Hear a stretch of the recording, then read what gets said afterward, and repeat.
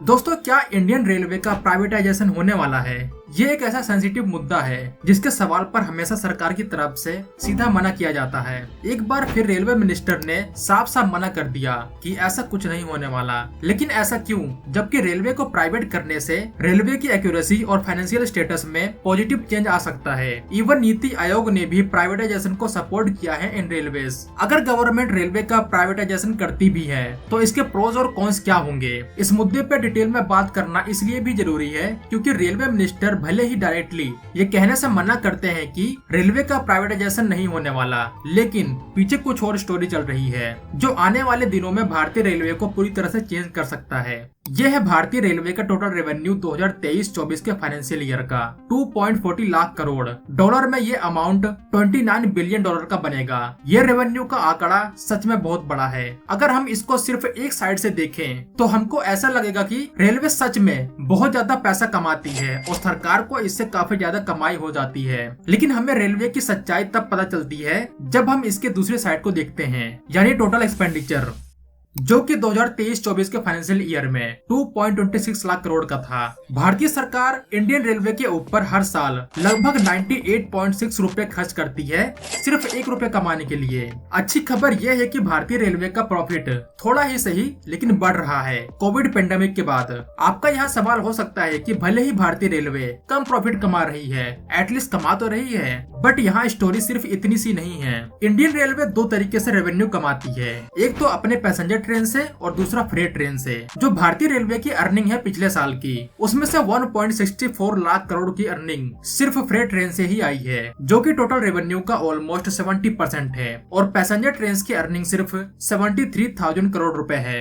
2022 में उस टाइम के यूनियन मिनिस्टर राव साहब दानवे ने अपने स्टेटमेंट में बोला कि भारतीय रेलवे पैसेंजर ट्रेन प्रॉफिट के लिए नहीं चलाती, ये एक सर्विस है जो सरकार प्रोवाइड करती है। अगर सरकार पैसेंजर ट्रेन पे 1 रुपए खर्च करती है तो रिटर्न में सिर्फ 44 पैसे ही रिकवर होते हैं, यानी 55 पैसे का लॉस। रेलवे मिनिस्टर अश्विनी वैष्णव जी ने पार्लियामेंट में ये बोला कि पैसेंजर ट्रेन को रन करने का कॉस्ट पर किलोमीटर का होता है 1.16 रुपए, जबकि पैसेंजर से सिर्फ 48 पैसे ही कलेक्ट किया जाता है। तो यहाँ अगर पैसेंजर ट्रेन को प्रॉफिट में लाना है तो रेलवे को टिकट के प्राइस को 3 गुना बढ़ाना होगा, और ये कोई भी सरकार करना नहीं चाहती क्योंकि ये डिसीजन एक पॉलिटिकल ब्लंडर साबित होगा किसी भी पार्टी के लिए, और इतना बड़ा रिस्क कोई भी पार्टी लेना नहीं चाहती। इसका रीजन है ये नंबर्स। पिछले साल इंडियन रेलवे में ट्रेवल करने वालों का नंबर 648 करोड़ था और इसमें से मोस्टली माइग्रेंट वर्कर होते हैं। ऑलरेडी ये खबर आती रहती है कि बहुत से लोग पैसे बचाने के चक्कर में बिना टिकट के ट्रेवल करते हैं। अगर 3 गुना प्राइस बढ़ा गया टिकट का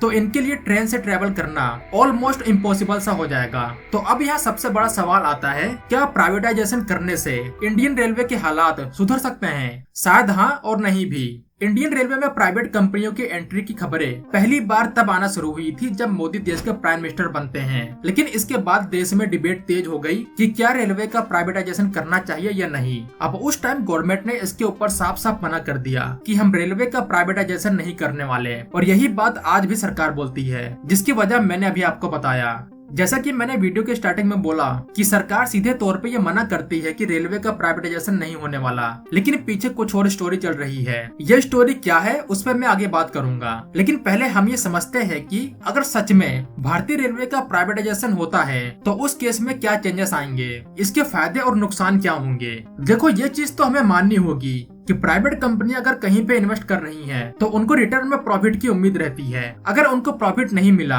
तो कोई भी कंपनी लॉन्ग टर्म के लिए सर्वाइव नहीं कर पाएगी। लेकिन ये बात भी सच है कि प्राइवेट कंपनियां गवर्नमेंट कंपनियों से अच्छा काम करेंगी और करती भी हैं, क्योंकि इन कंपनियों का सर्वाइवल इनके काम पे डिपेंड करता है। अगर मैं इसके फायदे की बात करूं तो सबसे बड़ा फायदा होने वाला है ट्रेन की क्वालिटी और एक्यूरेसी में। अभी के टाइम ये किसी सपने के सच होने जैसा होता है अगर ट्रेन अपने सही टाइम पे नेक्स्ट स्टेशन पे पहुंचे, लेकिन प्राइवेट कंपनियां इस चीज का ध्यान रखेंगी। इसके साथ साथ ट्रेन की क्वालिटी में और साफ सफाई में बहुत ज्यादा इम्प्रूवमेंट देखने को मिलेगा, जिसकी वजह से ट्रैवलिंग का एक्सपीरियंस और ज्यादा इम्प्रूव होने वाला है। ट्रेन की एवरेज स्पीड में भी इम्प्रूवमेंट देखने को मिलेगा। इसके अलावा गवर्नमेंट का बहुत ज्यादा पैसा बचने वाला है, क्योंकि अभी के टाइम जितना गवर्नमेंट अपने फ्रेट ट्रेन से कमाती है उसका बहुत बड़ा अमाउंट पैसेंजर्स ट्रेन की लॉस को रिकवर करने में चला जाता है। तो यहाँ गवर्नमेंट के पास वो पैसा भी बचने वाला है इन केस अगर गवर्नमेंट सिर्फ पैसेंजर ट्रेन का ही प्राइवेटाइजेशन करती है। तो ये रही बात इसके फायदे की। अब इसके नुकसान कैसे हो सकते हैं वो भी जान लेते हैं।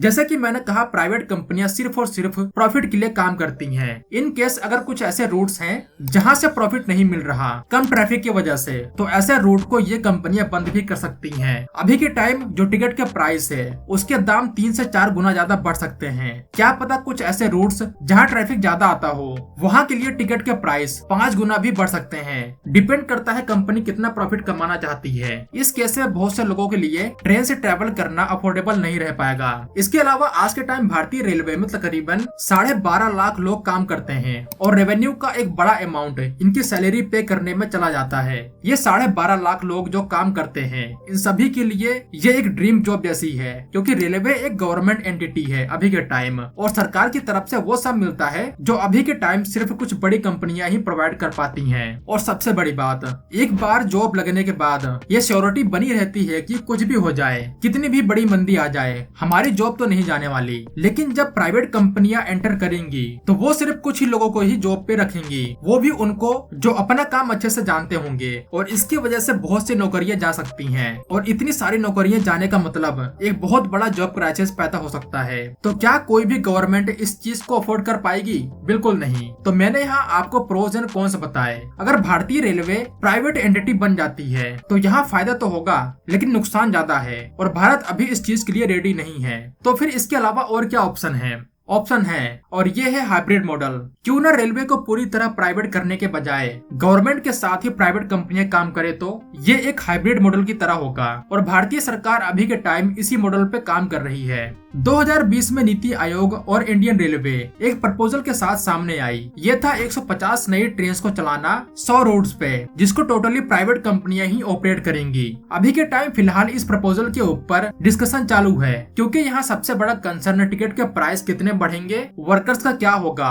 अगर टिकट के प्राइस और जॉब पे कुछ भी चेंजेस होते हैं तो गवर्नमेंट की सीधी तौर पे इस पे जिम्मेदारी बनेगी। और जैसा कि मैंने कहा, ऐसे फैसले किसी भी सरकार के लिए पॉलिटिकली ब्लंडर भी साबित हो सकते हैं। लेकिन इसके अलावा गवर्नमेंट अलग तरीके से भी एक्सपेरिमेंट कर रही है। इस प्रपोजल से ठीक 1 साल पहले यानी 2019 को भारतीय सरकार पहले प्राइवेट ट्रेन को फ्लैग ऑफ करती है दिल्ली से लखनऊ के बीच। इसके कुछ महीने बाद ही दूसरी प्राइवेट ट्रेन को फ्लैग ऑफ किया जाता है अहमदाबाद से मुंबई के बीच। ये दोनों ही ट्रेन तेजस एक्सप्रेस है। इन दोनों ही ट्रेन को ऑपरेट कर रही है इंडियन रेलवे की सब्सिडरी IRCTC। अब आपका सवाल होगा कि ये तो गवर्नमेंट की ही कंपनी है, तो ये प्राइवेट ट्रेन ऑपरेटर कैसे हुई? हाँ, ये बात बिल्कुल सही है कि IRCTC गवर्नमेंट कंपनी है, लेकिन IRCTC एक प्राइवेट कंपनी की तरह काम करती है। इसके पास ऑटोनॉमी है टिकट के प्राइस तय करने की, किसको जॉब पे रखना है किसको नहीं, और अपने फाइनेंस को कैसे मैनेज करना है। इसको आप एक्सपेरिमेंट मान सकते हैं, जहाँ पे गवर्नमेंट को ये अंदाजा हो जाएगा कि पैसेंजर्स का रिस्पॉन्स कैसा है और क्या ये एक्सपेरिमेंट फाइनेंशियल तौर पे सक्सेस हो पाएगा या नहीं। हालांकि तेजस एक्सप्रेस एक लग्जरी ट्रेन है, जब तक नॉर्मल ट्रेन पे ये एक्सपेरिमेंट नहीं होगा तब तक कुछ नहीं कहा जा सकता।